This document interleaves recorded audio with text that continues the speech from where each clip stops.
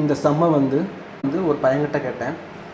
3 divided by 3 divided by 3 divided by 3 அப்படின்னு கேட்டேன். அவன் என்ன சொன்னான் அப்படின்னா 3 டிவைட் பண்ணி 1ன்னு சொன்னான். இந்த 3 டிவைட் பண்ணி 1ன்னு சொன்னான். ஃபைனலாக 2 டிவைட் பண்ணி ஆன்சர் வந்து 1ன்னு சொன்னான். ஆக்சுவலி இது தப்பு, அப்படி பண்ணக்கூடாது. எப்படி பண்ணணும் அப்படின்னா 3 into first divided, அடுத்து 3 into second divided into third divided. So 3 cancel ஆகிடும்.